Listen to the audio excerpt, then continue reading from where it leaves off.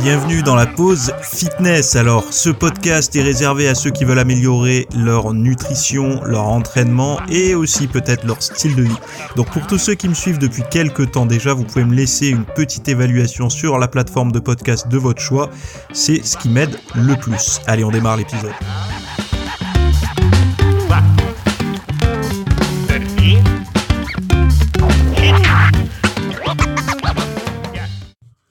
Salut à tous, alors nouvel épisode aujourd'hui, on va parler de pas mal de choses, donc si vous êtes en mode cardio, si vous êtes en mode grand ménage de printemps, c'est l'épisode qu'il faut écouter. Pourquoi ? Parce que vous allez avoir de quoi vous occuper les oreilles pendant une tâche qui est plus ou moins automatique. C'est ce que je recommande de faire parce que le podcast, contrairement aux vidéos, vous n'avez pas besoin de regarder, vous apprenez mieux en plus parce que vous avez que l'écoute qui est en lien avec le sujet et vous dispersez pas à regarder des petits détails visuels, etc. Donc, ce sera l'épisode à écouter si vous prévoyez de faire quelque chose qui va vous prendre quelques minutes de plus que d'habitude. Voilà. Alors, pourquoi il n'y a pas eu de podcast mardi à 8h, je sais qu'il y en a plein qui m'ont dit le podcast il sort pas, etc. En fait c'est parce que moi j'enregistre les podcasts le lundi et lundi c'était lundi de Pâques, donc c'était férié. Donc la première raison est que c'était férié, donc j'ai pris un petit peu de repos, j'ai juste traité mes emails le matin et après j'ai glandouillé un petit peu. Je suis pas vraiment glandouillé, je fais du vélo, je fais pas mal de choses, mais je veux dire, j'ai pas bossé. Je me suis pris un jour férié aussi, comme tout le monde. Et donc, le podcast n'a pas pu sortir le mardi à 8h. Donc, c'est exceptionnel. En règle générale, quand vous avez des jours fériés dans la semaine, dites-vous bien une chose, c'est que la seule chose qui reste confirmée, c'est la formation du dimanche à 18h qui sort tout le temps. Mais c'est vrai que pour le podcast, des fois, je m'accorde un petit peu de décalage quand il y a des jours fériés. Voilà. En tout cas, il est quand même sorti dans la bonne semaine. Donc, dans ce podcast, je vais vous citer rapidement le petit sommaire. On va parler de mes actualités, même si ça fait un peu prétentieux de parler d'actualité, mais on va voir ce qui s'est passé un petit peu dans ma vie ces dernières semaines. Ensuite, on va avoir une étude sur la sieste. Donc la sieste qui n'est pas du tout populaire en France et du coup, on va voir un petit peu comment l'utiliser pour tout un tas de choses d'ailleurs. Après, on va avoir aussi les vélos électriques. L'électrique commence un peu à envahir l'Hexagone et pas que d'ailleurs, et je vais un petit peu vous donner un retour d'expérience et pas me baser uniquement sur de la théorie, etc., sur des retours. D'ailleurs, on parlera pas d'achat, de tous ces trucs-là, on va réellement parler de retour, mon retour personnel. Ensuite, on va voir la FAQ que j'ai sortie dimanche, donc je vais vous donner les sujets, les questions et tout ça pour que vous ayez un petit peu plus d'infos là-dessus. Et puis, ça sera pas mal déjà, on aura pas mal de sujets à traiter. Donc on démarre maintenant avec la partie sur ma vie personnelle. Alors ma vie personnelle, qu'est-ce qui s'est passé quand je dis ma vie personnelle, c'est toujours lié au sport, hein. Mais comme vous le saviez, j'étais dans une salle de sport ça faisait 3 ans que j'étais dans une salle de sport axée plutôt, on va dire, remise en forme que musculation hardcore. C'est-à-dire que j'étais dans une salle de sport où il n'y avait pas de barre libre, il n'y avait que en fait quelques haltères jusqu'à 30 kg et des appareils guidés, etc. Pour s'entraîner. Depuis peu, j'ai changé parce qu'en fait, j'avais mes raisons. Donc du coup, j'ai voulu changer et je suis parti dans une. Alors, je fais 2 salles. Il y en a une où j'ai pas encore pris le temps d'y aller. Une salle avec barre libre et des machines qui sera plutôt pour le week-end. Et l'abonnement d'ailleurs est pas cher du tout, et une autre qui est vraiment ce que j'attendais, c'est-à-dire une salle avec que des gens qui sont là pour faire du sport réellement. D'ailleurs ça fait vraiment bizarre d'arriver dans une, j'ai l'impression un petit peu, ça me fait comme quand je faisais quand j'étais plus jeune des sports type kung-fu, sport de combat et tout, où en fait on arrive pour faire du sport quoi. Et c'est la chose qui manque un peu dans les salles de muscu, on va dire grand public. C'est que vu qu'il y a un manque d'encadrement, il y a un petit peu d'intensité chez la majorité des gens, bien qu'il y ait quand même des athlètes dans ce genre de salle. Attention, je mets pas tout le monde dans le même panier, mais quand on arrive dans une salle comme dans celle où je viens de m'inscrire, et d'ailleurs je précise que je paye mes abonnements en salle là, parce que c'est pas, je fais pas de la pub, etc. Parce qu'ils m'offrent un abonnement. Au contraire, eux, j'ai vraiment envie de les soutenir parce que ce sont des passionnés. Et vous remarquerez que je donne pas les noms de salles en plus. Donc il faut me suivre sur Instagram si vous voulez voir un petit peu les salles où je m'entraîne. Et donc du coup, cette salle a vraiment changé pour moi parce que je suis revenu. Alors ça faisait 3 ans que j'avais pas touché une barre libre au développé couché, que j'avais pas touché de barre libre au soulevé de terre ou au squat. Même si c'est des mouvements, je suis pas un powerlifter, je suis pas un fou du hardcore à l'ancienne, des vieux mouvements de base, etc. Mais bon, je fais quand même, ceux qui m'ont suivi, je fais un petit peu de squat libre. Je fais du soulevé de terre. Alors moi, je sais plus ou soulevé de terre, jambes semi-tendues pour les ischios, ou sinon, si je veux bosser le dos, moi j'ai une technique où je fais du soulevé de terre, vous savez, avec la barre qui démarre à hauteur mi-genou, là, enfin à hauteur un tout petit peu au-dessus des genoux, pour vraiment être sur lombaire et trapèze moyen. C'est vraiment un exercice que j'adore faire. Donc ça, celui-là, je l'ai pas encore intégré, mais j'ai repris le coucher. Pour information, il y a 3 ans, quand je suis parti d'une salle où il y avait des barres libres pour une salle guidée, mon maxi était à 130 kg au développé couché. Aujourd'hui, j'ai repris à la première séance pour voir où j'en étais. Au coucher, franchement, en étant vraiment à l'aise, c'est-à-dire que j'aurais pu monter plus lourd, 120 kilos, c'est passé vraiment facile. Donc, je veux dire, ça a pas tremblé, j'ai pas mis 5 secondes à pousser la barre, etc. Donc, personnellement, certes, j'ai pas pris en force puisque je me suis pas entraîné sur du coucher libre. Mais par contre, j'ai quand même conservé de la force sur un mouvement que je n'ai pas pratiqué depuis 3 ans. Donc, le retour d'expérience qui m'est propre par rapport à ça, c'est que s'entraîner sur machine, sur du guidé, etc., enfin, il y a quand même un intérêt à faire ça.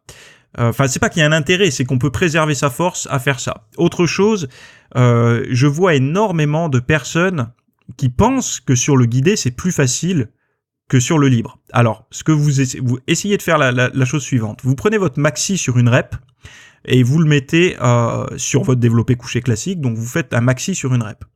Et après, vous mettez le même poids.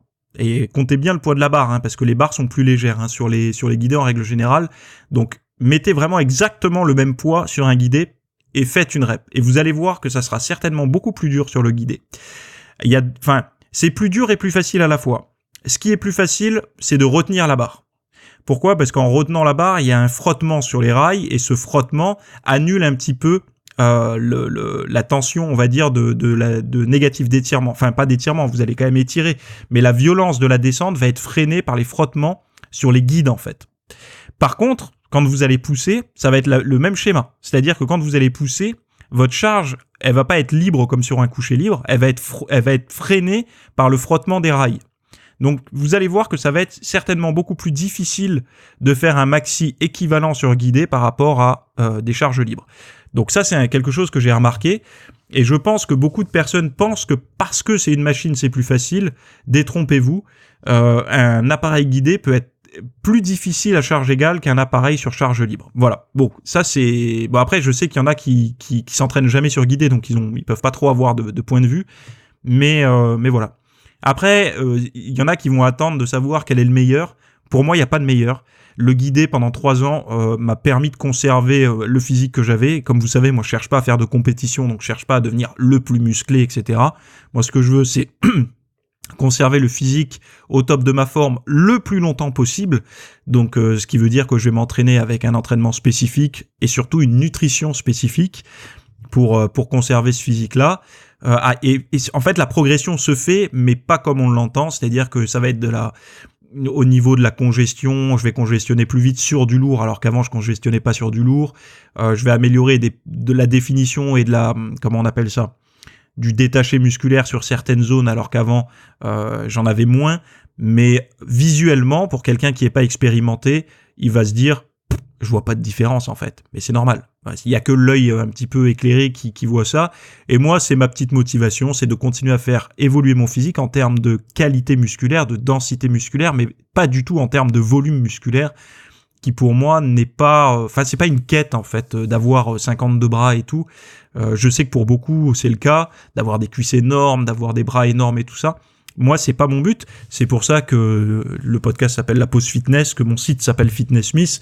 Rien à voir, c'est pas du bodybuilding, c'est vraiment autre chose. Voilà.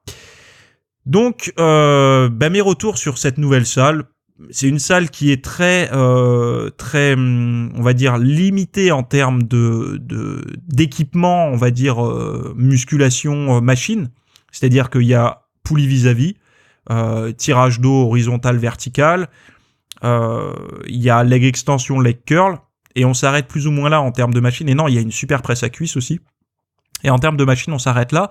Par contre, après, il y a énormément d'équipements d'haltérophilie. Il y a un super banc de développé couché qui est homologué IPF, donc avec un dossier, un dossier qui est super large, qui a très confortable, etc. Les omoplates, elles sont vraiment bien calées, qui est en plus équipé avec des très bonnes barres. Après, beaucoup de barres de traction, il y a des anneaux, il y a tout un panel d'équipements au niveau conditioning. Pour ceux qui s'entraînent un petit peu en mode crossfit, etc. Bon, moi, c'est pas mon truc, mais je veux dire, voilà, il y a ça. Même si moi, je vais peut-être l'utiliser pour faire mes entraînements un peu cardio haute intensité, mais pas dans une stratégie crossfit. Et puis après, au niveau des équipements cardio, on a pas mal d'ergo. Donc, il y a l'Asso Bike, il y a les rameurs, il y a des vélos, il y a aussi, je sais plus comment on appelle ça, le truc où on fait du ski, un peu comme du rameur, là, vous savez, comme des bâtons de ski où on pousse. Alors, certains retrouveront le nom, moi je l'ai plus là. Et puis il y a aussi le slade, je crois qu'on appelle ça, le chariot, là, vous savez, le chariot qu'on charge et qu'on pousse, comme au football américain et tout ça. Bon bref, voilà, il y a plein d'équipements, les cordes de battement, les cordes à sauter et tout ça. Et donc, cette salle, moi, me convient, me suffit. Et à chaque fois que je m'entraîne, moi, je cherche toujours plus ou moins la même chose. C'est en fonction de ce que j'ai à disposition, comment je peux faire pour me mettre le compte, en fait. Donc, du coup, quand j'étais dans une salle plus ou moins en appareil guidé, j'ai cherché à me mettre le compte et j'y suis arrivé. Et là, dans une salle comme ça, pour me mettre le compte, j'y arrive aussi. Donc, c'est pas du tout une question de matos, de quoi que ce soit. La progression, c'est vraiment la capacité que vous avez à vous mettre le compte à la salle. Après, quand on parle de blessures, de mieux pour l'un, de mieux pour l'autre, déjà d'une, c'est très individuel. De deux, quand on souhaite progresser, que ça soit sur machine, barre, machin, il y a des risques de blessures qui sont différents, mais ils existent quand même. On peut faire n'importe quoi sur machine et se blesser, comme on peut faire très bien sur des appareils libres et ne pas se blesser. Moi, je pense que les blessures arrivent surtout sur la durée. Sur l'usure, je pense que les blessures d'usure sont beaucoup plus fréquentes que des blessures accidents à l'entraînement. Et d'ailleurs, moi, je me suis blessé tout en m'entraînant sur machine et je me suis aussi blessé tout en m'entraînant sur charge libre. Et c'est pas des blessures accidents, c'est vraiment des blessures d'usure parce que le mouvement a été répété trop longtemps, trop de fois, etc. Donc tout ça, et puis il faut pas oublier une chose, c'est que s'il y avait pas de risque de blessure, on pourrait y aller vraiment tout le temps à fond, sans trop s'inquiéter, et donc progresser beaucoup plus vite. Et la blessure c'est un paramètre qui dicte un petit peu la progression, parce que si on fait n'importe quoi, on se blesse. Si on se blesse, on doit se reposer. Si on se repose, on progresse moins. Et donc du coup, là, sur toute une vie, la progression sera ralentie. Donc voilà, ça c'était ma petite actualité. Par rapport à ça, maintenant, j'aimerais vous rentrer un petit peu plus dans un sujet qui va vous apprendre quelque chose. D'ailleurs, il faut que je réouvre l'étude. Une étude que vous pouvez retrouver en plus en français, chose qui c'est très rare, qui est dans le volume 16, issue 1 de mars 2019, page 63, de Médecine du sommeil. Et le titre, c'est « Sieste récupératrice versus sieste énergisante, des effets différents sur les performances du sportif de haut niveau ». Alors je vous lis l'étude et puis on en parle ensuite. Alors l'objectif, la sieste est une stratégie indispensable à la récupération et à la performance. Cependant, il existe différents types de siestes en raison des fonctions qu'elles accomplissent. La sieste peut être utile pour améliorer les performances de l'après-midi, exemple sieste énergisante, mais elle peut aussi être utilisée pour compenser une dette de sommeil, exemple la sieste récupératrice. Par ailleurs, leurs effets sur les performances du sportif de haut niveau ont été très peu étudiés. Le but de cette étude est de différencier deux types de siestes et de connaître leurs effets sur la performance. Alors, Dans ce travail, nous avons comparé chez les karatékas masculins les performances physiques et cognitives obtenues après une sieste ou un repos actif de 30 à 13 heures, de 30 minutes à 13 heures. Les situations expérimentales étaient soit nuit normale, soit une restriction de sommeil de 4 heures en fin de nuit. Les tests d'évaluation étaient des tests cognitifs, donc temps de réaction simple, rotation mentale, et des tests physiques, squat jump, counter movement jump, tests spécifiques de karaté. Résultat, la sieste énergisante a amélioré la vigilance et les performances cognitives sans effet significatif sur les performances physiques. La sieste récupératrice a restauré aussi bien les performances physiques que cognitives qui ont été dégradées par la privation de sommeil. Conclusion, les deux types de sieste ont eu des effets différenciés. La sieste énergisante améliore surtout les performances cognitives et les effets bénéfiques de la sieste récupératrice s'observent principalement sur les performances physiques. Alors, ce qu'on peut voir, déjà, bon, la sieste a mauvaise presse en France, mais moi je pense que pour tout sportif qui n'arrive pas à bien caler son sommeil la nuit, la sieste est quelque chose de très bien. Moi je vais prendre ça par rapport aux pratiquants de musculation, qui a besoin d'une certaine concentration, par exemple avant un mouvement relativement lourd, pour bien se connecter, etc., pour être bien concentré, pour bien localiser, pour bien penser à gainer sur certains mouvements dangereux, etc. Moi, c'est mon point de vue, mais quand j'ai un petit déficit de sommeil durant la nuit, c'est-à-dire que je me suis levé très tôt et couché pas trop tôt, et parce que moi, comme vous savez, j'aime bien garder un rythme de réveil le matin plus ou moins stable sur toute la semaine, à 1 heure et demie près, que ça soit toujours la même chose. Mais par contre, des fois, je me couche plus tard, donc j'ai moins de sommeil. Et j'ai remarqué une chose, c'est que une petite sieste de 30 minutes maximum, voire 45 minutes vraiment si j'ai eu très peu de sommeil, mais c'est très rare d'avoir 45 minutes, j'ai plutôt la tête dans le cul quand je me réveille, mais 30 minutes c'est bien, juste après manger le midi, avant de reprendre le boulot, me permet de recharger un petit peu les batteries au niveau mental, mais également au niveau physique, comme s'il y avait au niveau physique, comme ils disent dans l'étude, je ne dois pas récupérer pendant ces 30 minutes. Mais par contre, le fait de récupérer au niveau mental me permet d'être mieux connecté au niveau physique. En fait, c'est comme ça que je vois les choses. Donc, cette étude ne montre pas qu'il y a des meilleures performances physiques, mais par contre, je pense personnellement que j'ai moins de risques de blessures, par exemple, après avoir fait une petite sieste, même en étant en déficit de sommeil. Pourquoi ? Parce que je vais être plus concentré. Après, il y a autre chose que je remarque dans cette étude, c'est que ils disent les situations expérimentales étaient soit des nuits normales, soit une restriction de sommeil de 4 heures en fin de nuit. Alors, il faut savoir une chose, c'est qu'une restriction de sommeil de 4 heures en fin de nuit, on est plutôt sur le sommeil. On va avoir un ratio de sommeil paradoxal supérieur au sommeil lent, à onde lente. Donc en fait, le sommeil lent profond, c'est plutôt le sommeil où on va récupérer physiquement. Alors là, je schématise énormément. Il y a aussi d'autres phénomènes qui se passent durant le sommeil profond, et notamment au niveau hormonal. Mais le sommeil profond, pensez une chose, c'est que le sommeil profond permet de récupérer beaucoup physiquement. Et ce sommeil-là, on a un plus gros ratio de sommeil profond en début de nuit. Donc moi j'avais lu pas mal d'autres références dans la littérature qui disaient plutôt que c'était proche du début de la sécrétion de la mélatonine, c'est-à-dire que la mélatonine qui est une hormone du sommeil liée à la lumière du jour, etc. C'est-à-dire que quand on perçoit la lumière du jour le matin, on va couper la production de mélatonine. Quand la journée se couche le soir et qu'on est dans l'obscurité, la production de mélatonine reprend. Et donc plus on a du sommeil proche de ce début de production de mélatonine, donc c'est-à-dire que quand je vais y arriver. Quand le soleil se couche, si on se couche pas trop tard après, on va avoir un bon sommeil profond. Et ça, ce qui était intéressant, c'est que à heure de sommeil égale, et alors ça en plus c'est des tests que j'ai fait, j'ai un tracker d'analyse du sommeil, plus de toute façon j'ai pas trop besoin parce que on voit bien notre état de forme au réveil. Si j'ai 8 heures de sommeil, par exemple, je me couche à minuit, je me lève à 8 heures, je n'ai pas la même forme que si je me lève à 6 heures et que je me couche à 10 heures. Donc en fait, en gros, à nombre d'heures de sommeil égal, l'heure à laquelle je vais me coucher va influencer ma récupération.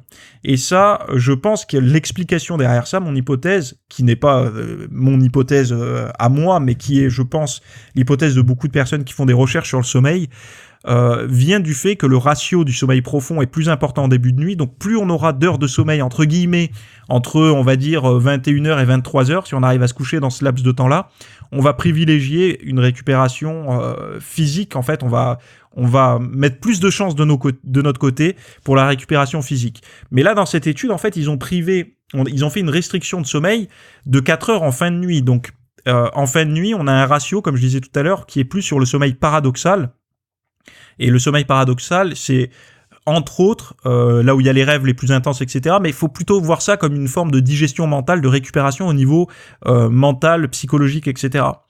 Donc là, il disait que dans les deux cas, il y a une amélioration des performances cognitives, ce qui est normal, puisqu'en fait, moi, ce qui me semble normal, c'est que dans les deux cas, on retrouve une amélioration des performances cognitives parce que la privation de sommeil qui a été faite, c'était 4 heures en fin de nuit. Moi, ce que j'aimerais voir, c'est chez des personnes qui se couchent tard versus des personnes qui se couchent plus tôt, mais à heure de sommeil égale, et qui fassent le test avec les siestes, etc. Voir si, par exemple, si une personne qui se couche très tard, donc on va dire 3 heures du matin, enfin peut-être pas 3 heures du matin, parce que là c'est même plus on se couche le matin là, mais qui va se coucher, on va dire, entre minuit et 2 heures du matin, comme font beaucoup de personnes d'ailleurs, même des sportifs, ça c'est inquiétant, mais bon bref, enfin c'est inquiétant, chacun fait ce qu'il veut, mais bon bref, c'est pas super top pour la récup. J'aurais aimé savoir si ces personnes-là qui se couchent tard, si elles font une sieste de 30 minutes, est-ce qu'il y a récupération physique en fait ? Est-ce que durant la sieste, l'organisme a le temps de faire un petit cycle par le sommeil profond et permet de récupérer physiquement ? Parce qu'en fait, là, moi, ça me paraît plus logique par rapport à ça. Donc, c'est pour ça, quand on lit des études, il faut toujours... Déjà, enfin moi, si j'avais pas tout le background que j'ai sur le sommeil, toutes les études que j'ai lues, alors 2016, 2017, enfin non, plus 2017, 2018, j'ai fait un très gros travail sur le sommeil où j'ai beaucoup appris.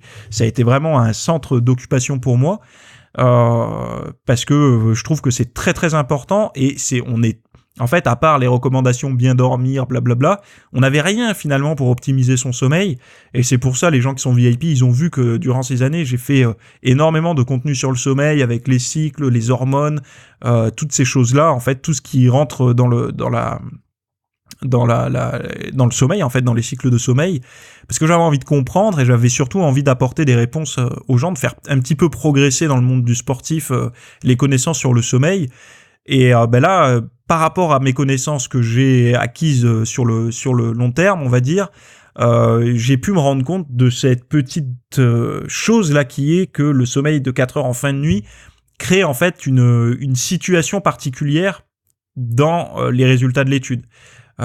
J'aurais préféré qu'ils aient supprimé 4 heures soit de manière aléatoire, donc c'est-à-dire faire des gens un peu en biphasique, donc qui vont dormir 2 heures, se réveiller 2 heures, redormir 3 heures, des personnes qui enlèvent 4 heures par exemple en début de nuit, et des personnes 4 heures en fin de nuit, mais plusieurs tests différents, parce que là on a uniquement sur ça, et malheureusement voilà, je suis curieux de savoir si on est capable de récupérer physiquement. Enfin bon bref, je vais pas trop m'attarder là-dessus, parce que le sommeil me passionne toujours autant, même si je dors très bien. Mais justement, c'est parce que j'ai appris tout ça que je dors très bien aujourd'hui. Et d'ailleurs, le sommeil, je me rends compte que le contenu est extrêmement pauvre, même chez les experts sur le sommeil. Je me rends compte qu'il y a vraiment... vu qu'on est tous différents par rapport au sommeil, il y a énormément d'informations qui circulent, un peu comme sur la nutrition, sauf que la nutrition, quelqu'un qui sait un petit peu chercher peut trouver des choses qui lui correspondent, parce qu'on a beaucoup de retours en fait d'expériences, etc., plus de littérature scientifique, etc., qui peuvent venir confirmer ou contredire ce qu'on peut lire. Mais sur le sommeil, on a assez peu de retours constructifs de personnes.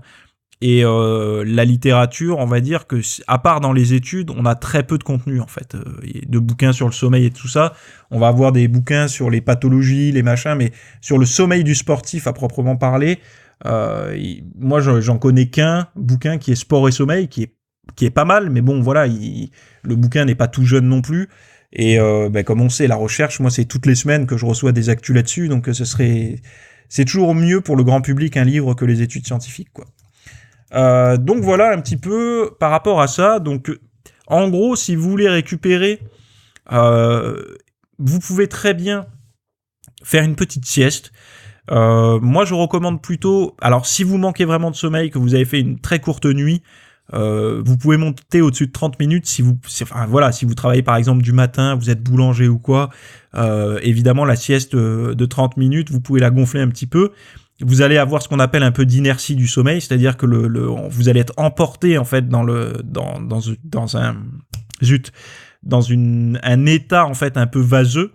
Et là, il va falloir trouver une technique pour vous relancer votre énergie, de pas, par exemple, faire 1 heure de sieste, monter dans votre bagnole et taper une séance de canne direct après.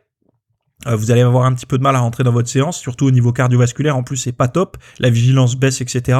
Donc, ce qu'il faut, c'est que il y ait une période, un sas en fait de remise sous tension. Vous allez avoir un échauffement peut-être plus long, vous activez un petit peu, par exemple en sortant de la sieste, vous faites, je sais pas moi, un coup de serpillière, un coup d'aspirateur, en fait pour vous remettre en activité et aussi voir la lumière du jour, très important. Mais après, pour des personnes qui ont un sommeil, on va dire 6h, 6h30, 7h, 7h30 par nuit, très peu de personnes ont 8 heures d'ailleurs, et on verra que 8 heures de sommeil tout rond, pour ceux qui ont suivi mes formations savent que 8 heures de sommeil tout rond, finalement, c'est un peu contradictoire par rapport au cycle de sommeil, qui ne correspondent pas, si on les additionne, 8 heures pile. Mais bon, encore une fois, les cycles, c'est variable, mais bon, la grande tendance dirait qu'on est plutôt sur un chiffre qui ne correspondrait pas si on les additionne à 8 tout pile. Donc c'est une moyenne, on va dire. Mais bon, pour les personnes qui ont entre 6 et 8 heures de sommeil par nuit, une sieste de 20-30 minutes, ça suffit largement. Et ça permet vraiment, surtout si vous avez une charge mentale assez élevée dans la journée, par exemple, je sais pas, vous êtes créatif ou, enfin voilà, vous êtes vous contrôlez pas mal de choses au niveau mental et que aussi peut-être vous êtes stressé et tout ça. La sieste va être hyper profitable. Ça fait comme un petit reset, comme une pause, comme une deuxième petite journée qui démarre après la sieste. Et moi, je l'ai adopté depuis des années. Parce que voilà, c'est quelque chose. En fait, on a le choix. Quand on prend la pause déjeuner, on mange. Alors, il y en a après qui vont aller se caler sur les réseaux sociaux et tout et pas voir le temps passer. Et puis, il y a très peu de gens, qui vont profiter de ce petit temps de pause pour fermer les yeux quelques minutes et recharger un peu les batteries. Moi, je me rappelle quand je travaillais dans l'industrie, je voyais donc les employés de l'usine, certains qui partaient se mettre dans leur bagnole après la pause déjeuner et qui dormaient un petit peu pendant que les autres, ben voilà, ils étaient à la machine à café, en train de prendre un café parce qu'ils somnolaient, et puis sur les téléphones, ou voilà, ils faisaient tout un tas de choses, mais ils se reposaient pas. Et enfin voilà, le ratio était favorable, on va dire, enfin favorable. Il y avait beaucoup plus de personnes qui ne faisaient pas la sieste que de personnes qui faisaient la sieste. Bon, bref, sachez que la sieste, c'est une très bonne pratique, il faut encore la maîtriser. Et savoir que ça peut être bénéfique pour vos entraînements et vos performances mentales. Voilà. Deuxième point que je voulais traiter avec vous. Alors, est-ce que je suis toujours en enregistrement là ? Visiblement oui. Je voulais vous parler du vélo électrique homemade. Alors, avec mon accent, bon, fait maison quoi. En fait, moi je cherchais un deuxième véhicule. C'est-à-dire que moi j'ai une voiture. Mais je me sers tellement peu de ma voiture qu'en fait, je perds de la batterie. Et je me suis dit, bon, bah, attends, là, c'est à pas te servir de ta voiture, beaucoup. En plus, tes trajets quotidiens, c'est dans le coin. La salle, elle est à moins d'1 kilomètre. Enfin, non, peut-être 1,5 km, 2 km maximum. Mes amis et tout ça, quand je vais les voir dans des cafés, on se rejoint pour boire un café ou quoi, c'est pas loin. Mes petites courses, des fois, je vais au marché et tout ça, c'est pas loin aussi. En fait, prendre la voiture, pour moi, ça devenait... c'était un petit peu... on va dire, déjà d'une, pas trop écologique. Et puis, en fait, j'avais pas réellement le besoin. Alors, je m'étais tourné... Moi, j'adore les véhicules électriques. Mon rêve, c'est d'avoir une Tesla un jour. Quand je vois les prix, pour l'instant, je fais... Oula, qu'est-ce qui se passe ? Et surtout que le modèle que je veux n'est pas encore disponible en France. Mais moi, je suis fan des véhicules électriques. Je suis fan de technologie, etc. Donc... Pour moi, le véhicule électrique, c'est vraiment ce vers quoi il faut se tourner pour les années à venir. J'ai regardé un petit peu tout ce qui est scooter électrique, etc. Mais ça me posait un problème. parce que il y avait pas ce côté un petit peu activité physique. Parce qu'il faut pas oublier aussi que je suis conscient qu'il faut bouger au quotidien pour être en forme. Bon, quand on fait de la musculation, on bouge au quotidien, mais quand on a un travail plutôt sédentaire, enregistrer un podcast, aider des personnes sur Internet, etc., faire de la consultation, écrire, répondre à des emails, enfin toutes ces choses-là, c'est un travail plutôt sédentaire, donc on est plutôt assis, et tout ce qui peut ajouter un petit peu d'activité physique, ça, on va dire que c'est plutôt profitable, surtout que le but c'est de bouger, pas de s'épuiser, mais de bouger un petit peu. Et donc, le scooter électrique me donnait l'opportunité d'aller plus loin, mais finalement, je ne vais pas forcément plus loin dans mon quotidien. Donc, next. Pour aller plus loin, j'ai la voiture, et puis voilà. Ensuite, j'ai regardé un petit peu les trottinettes électriques. Alors, les trottinettes électriques, je trouvais plusieurs points faibles. C'est que, à part une notion un peu de gainage, on fait pas beaucoup d'activité physique quand on est dessus, quoi. On bouge pas trop. Deuxième chose, c'est plutôt dangereux, parce que les puissances sont relativement élevées, c'est-à-dire qu'on va relativement vite. Je sais pas, pour ceux qui sont montés sur une trottinette, même si, voilà, moi j'ai fait des sports de glisse pendant quelques années, je peux vous dire que l'équilibre, je l'ai. Quand vous êtes lancé à 45 ou 50 km/h sur une piste cyclable et qu'il y a un nid de poule, quand ça guidonne avec une trottinette, c'est pas pareil que sur une moto ou sur un vélo. Donc je trouvais ça un petit peu dangereux, et puis il y avait ce côté, pas forcément très sportif. Après, l'avantage, c'est que par exemple, vous le foutez dans le coffre de la bagnole, et puis vous laissez votre voiture à un endroit, et puis comme ça vous permet de pas chercher des stationnements à droite à gauche, vous pouvez rouler avec. Et puis après, je me suis dit, mais finalement, le vélo, ça a l'air bien, vélo électrique, ça a l'air quand même cool. Et puis j'ai commencé à regarder les prix des vélos électriques, et j'ai fait, waouh. Et puis, je me suis dit, ça me fait quand même un peu chier de prendre un vélo électrique, alors que j'ai déjà un vélo que j'aime bien, je suis habitué, en plus c'est un cadeau, enfin voilà, ça m'embêtait de prendre un vélo 100% électrique. Déjà d'une, quand j'ai vu le prix, j'ai halluciné, quand j'ai vu le poids, j'ai halluciné, parce que si on veut quelque chose de sympa pour faire un peu de VTT et tout, ça commence quand même avec une batterie avec une autonomie intéressante, les prix montent super vite. Et je me suis dit, bon voilà, moi le vélo, déjà dans mon entourage, je suis le seul à avoir un vélo électrique maintenant. Je vais pas me prendre un truc hors de prix, parce que faire des sorties tout seul et tout ça, bon, j'aime bien faire du vélo, mais bon, je vais pas investir dans un truc si je suis le seul gland à avoir un vélo et que mes potes veulent plus venir avec moi parce que justement il y a un moteur sur mon truc et que c'est pas du jeu, quoi. Donc j'ai abandonné l'idée d'acheter un vélo tout fait, et puis en cherchant un peu, moi qui suis un peu bricoleur, un peu geek sur les bords, je me suis dit, mais peut-être qu'on peut monter en fait un moteur sur son propre vélo. Et je me suis rendu compte que oui, en fait il existe 3 types de moteurs: un moteur qu'on va mettre dans la roue avant, ou un moteur qu'on va mettre dans la roue arrière, ou un moteur qu'on va mettre, c'est un pédalier de remplacement avec un moteur qui viendra se loger à la place du pédalier d'origine. Et j'ai commencé à chercher, j'ai trouvé mon bonheur, et je me suis équipé, en fait je me suis fabriqué mon propre vélo électrique. Donc la seule référence que je vais vous donner par rapport à ça, c'est que moi le moteur, je l'ai trouvé sur le site Cycloboost. Alors, à savoir une chose avant de monter, d'équiper votre propre vélo électrique, ce que moi j'ai remarqué, c'est que déjà il y a une législation par rapport à ça, donc je vais vous la lire. La législation française autorise l'appellation vélo à assistance électrique les vélos dont la puissance nominale électrique ne dépasse pas 250 watts, et donc la vitesse maximum autorisée sous assistance ne dépasse pas les 25 km/h. Ainsi, un vélo ne respectant pas ces normes sera considéré comme un vélo moteur, et vous devrez respecter la législation correspondante, disposer depuis le 1er juillet 2004 d'une plaque d'immatriculation, souscrire à une assurance de type cyclomoteur, porter un casque motocycle, disposer du brevet de sécurité routière. Donc voilà, donc si vous voulez rester dans la légalité, il faut respecter ces conditions-là si vous voulez équiper votre vélo électrique. Donc l'avantage de ça, c'est que le petit retour que j'ai par rapport à ça, alors c'est pas facile à monter, hein, les moteurs là, c'est quand même. Moi, je suis bricoleur, mais il faut quelques outils, l'arrache pédalier, voilà, et puis après, il faut faire ça proprement, parce qu'il faut pas qu'il y a la batterie installée, etc. Et puis, n'oubliez pas aussi de le sécuriser, d'acheter un bon cadenas, parce que la valeur de votre vélo va monter d'un coup, même si vous avez un vélo bas de gamme, le fait de monter un moteur, la valeur va monter, donc pensez à bien le sécuriser. Et qu'est-ce que je voulais dire aussi ? Oui, enfin l'avantage c'est que quand même la batterie se démonte. En fait, c'est-à-dire que vous avez une batterie par clé que vous verrouillez avec une clé, vous déverrouillez avec la clé, vous pouvez l'emporter chez vous pour la recharger.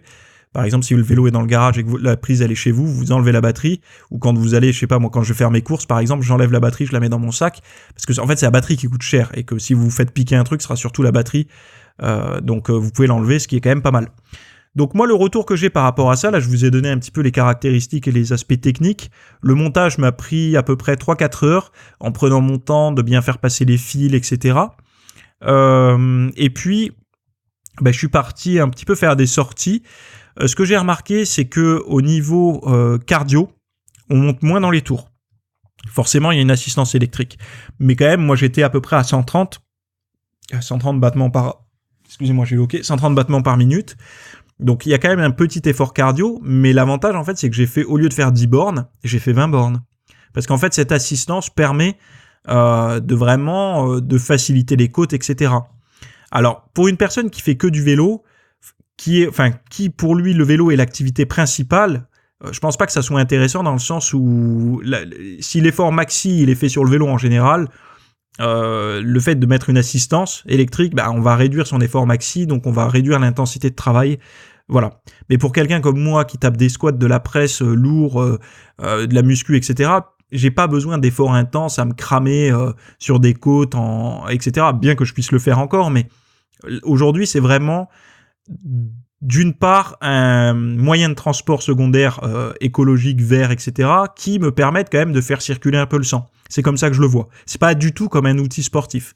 Et c'est pour ça, sur Instagram, vous avez dû voir, j'ai publié quelques sorties que j'avais fait avec, et on voit que ça permet d'aller faire un petit peu du tout-chemin beaucoup plus facilement, et c'est beaucoup plus agréable que si le vélo n'était pas assisté. Mais après, les puristes du cyclisme... Mais d'ailleurs, il y a un triathlète de là où je m'entraîne, là, enfin, ça se dit pas ce que je viens de dire, mais un triathlète qui est dans la salle où je m'entraîne, quand j'en parlais rapidement au coach là-bas du montage que j'avais fait, il est sorti de la salle durant sa séance pour regarder, parce que vous savez, le triathlon, c'est vélo, nage et course à pied. Et vu qu'il fait du vélo, il est venu voir un petit peu le montage, savoir combien ça coûtait, etc. Donc, bon, après, les prix, vous regarderez sur le site que je vous ai donné, il y a pour tous les prix, mais le moteur homologué, il est pas cher, en fait. Parce que, voilà, c'est 250 watts, etc. C'est surtout, en fait, la batterie que vous allez mettre qui va coûter cher, selon l'autonomie que vous voulez. Le moteur en lui-même n'est pas excessif. Alors, n'est pas excessif, ça reste un budget, attention, hein, mais n'est pas excessif par rapport à un vélo électrique tout fait. C'est ça le truc. Et moi, l'astuce que je vous donnerai, c'est de prendre un vélo le plus léger possible. Par exemple, si vous voulez vous monter vous-même votre vélo, vous allez genre à Decat ou quoi, vous prenez un vélo léger, de préférence avec quand même le maximum de suspension possible. Alors là, moi je suis amateur, hein, je suis pas du tout professionnel, mais je suis un amateur là-dedans. Mais prendre le vélo le plus suspendu possible et le plus léger possible, de manière à ce que quand vous allez l'équiper, le poids ne soit pas trop lourd. Parce que par exemple, si vous tombez en rate de batterie, il faut pédaler quand même avec le poids du moteur et de la batterie. Donc ça change un petit peu. Donc si vous avez déjà un vélo léger, ça aide. Mais il y a aussi ce côté que moi, pourquoi je l'ai fait sur mon vélo tout suspendu? Parce que vu qu'il y a un moteur électrique et une batterie, c'est quand même des composants électroniques, etc. qui est à l'intérieur.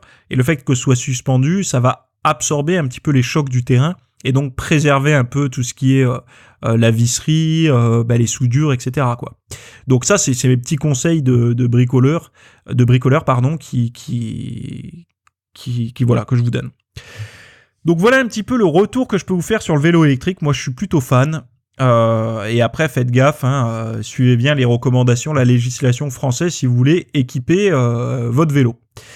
Alors, là, dimanche à 18h, j'ai sorti une foire aux questions, c'est comme ça qu'on dit, une FAQ, où je vais traiter où j'ai traité de plusieurs choses, mais si vous voulez voir toute la vidéo, voilà les sujets que je traite. Alors, alors les problématiques dans les revues, les magazines, etc. par rapport à la diète. de tous les petits problèmes qu'il y a par rapport à ça et les moyens d'éviter ça. Qu'est-ce que j'ai d'autre ? Pourquoi les antibiotiques nécessitent une approche particulière pour rebondir pendant et après un traitement. La théorie du bus protéique, est-ce une méthode novatrice pour améliorer la synthèse protéique ? Pour ou contre les rappels musculaires, la technique qui fonctionne à coup sûr, alimentation et santé féminine, les pistes à explorer, la loi de l'aminogramme contre la politique du bon sens technique rapide. Pourquoi certains ont des veines apparentes et comprendre le phénomène, hypothèse, alors ça c'est une hypothèse personnelle que je traite, et par rapport aussi à la sudation, de ceux qui transpirent moins, de ceux qui transpirent plus, etc. Bon ou mauvais signe d'ailleurs, et on va voir ce qu'il en est par rapport à ça. Donc si ça vous intéresse, j'ai mis maintenant un seul lien dans la description de l'épisode pour que vous puissiez retrouver tout ça. Vous cliquez et vous verrez, il y a toutes les sources. Et puis voilà, si vous voulez me laisser une question audio, un message audio pour le prochain épisode ou pour les épisodes qui vont suivre, il y a aussi le lien c'est un lien unique dans la description. Vous avez juste à cliquer, vous descendez en bas, il y a marqué message audio et vous me laissez votre petit message audio pour pouvoir passer déjà dans le podcast et puis avoir votre réponse. Voilà.